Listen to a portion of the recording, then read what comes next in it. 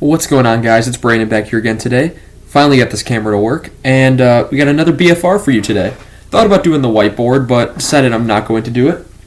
And I'll save it for tomorrow with the Panthers playing at noon tomorrow. This video is also being uploaded a day late. That's because I just did not have time to do a video yesterday. Well, I wouldn't say I forgot. I did forget, but then I was going to do it, and then I just ran out of time. But today's my birthday, so we're doing a birthday video. 19, so making my way up in the world, I guess. Game 12 against the Tampa Bay Lightning was a great birthday present, even though it was on November 9th, 6 o'clock game. The score, 5-3 Chicago, quite surprising. 5-7-0 the Hawks go to. Shots were 34-29 Tampa. Hits were 22-16 Tampa. And faceoffs 43-24 Tampa.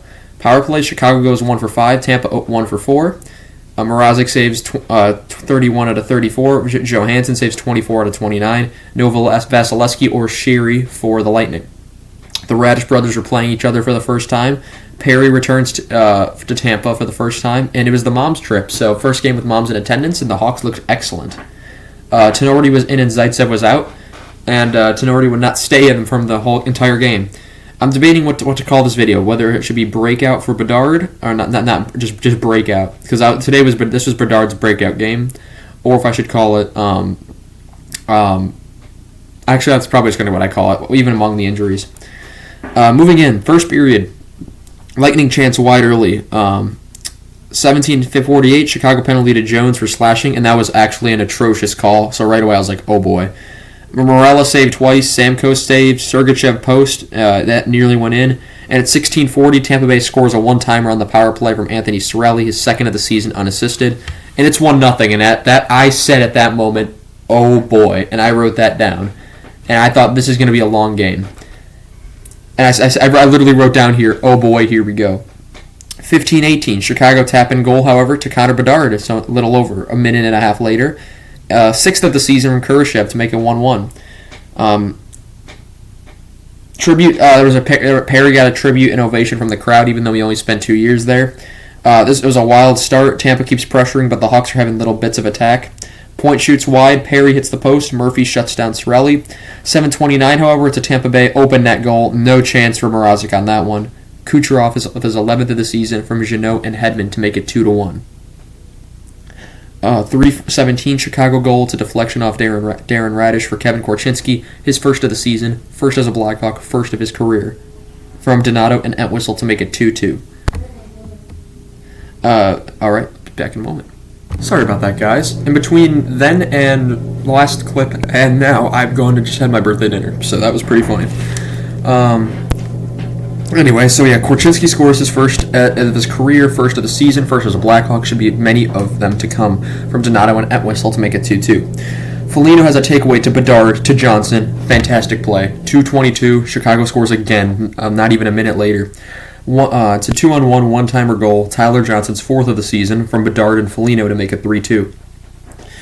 And that was Bedard's first multi-point game, that was pointed out. Darren Radish post, Kucherov is saved. And we go to the second. We're at 18:48. It's a Tampa Bay penalty to Jeannot for high sticking, and it's a double minor because Bedard had blood.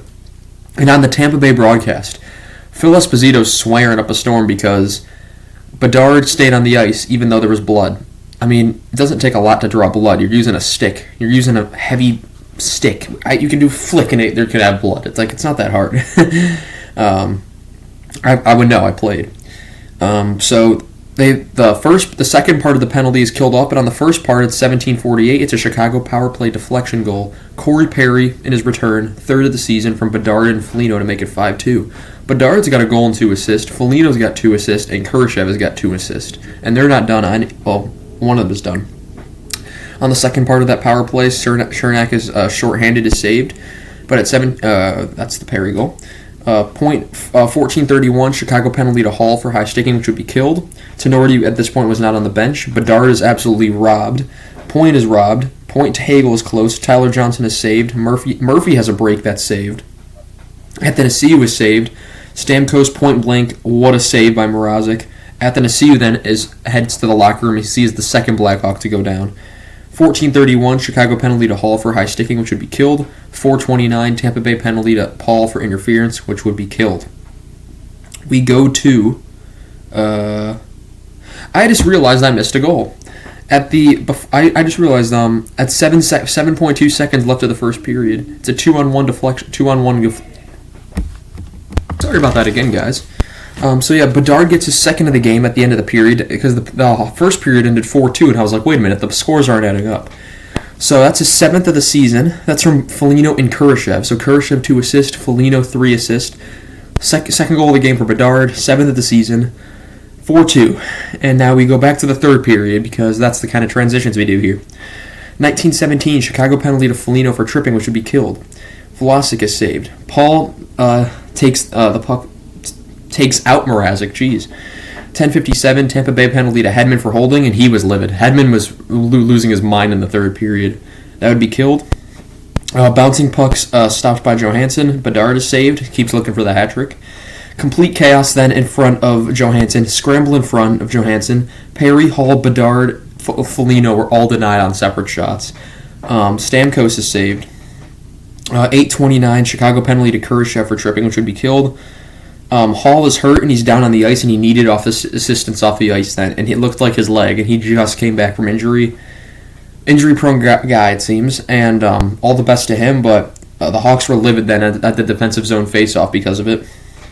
But so 3 Blackhawks exited this game: Tenorti, Athanasiou, and Hall. Tampa empties the net with 5:33 to go, and Jeannot was saved. And then at 2:10, it's a Tampa Bay rebound goal. Steven Stamkos is 5th of the season from Cirelli point to make it 5-3. Hedman has a big hit, and on Kurashev, Stamkos shoots wide. Reichel is saved, and Bedard hits the post.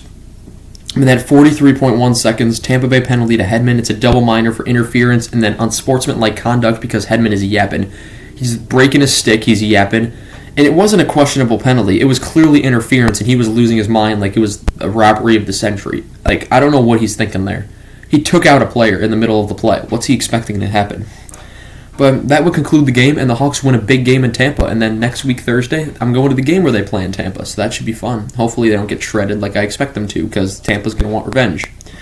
First win in 2.5 years against Tampa Bay. And so the Hawks finally catch up with that. But yeah, that's going to be all I have for you guys in this one. Game against Florida is tomorrow. That BFR should be up on Monday. It's a noon game, so I won't be able to watch it live because I'll be working, but, that's fine. Sorry about that. Feels like the 4th time. I'm going to call it here before it happens again. I'm going to thank you guys so much for watching, and I shall see you guys in the next one. Goodbye.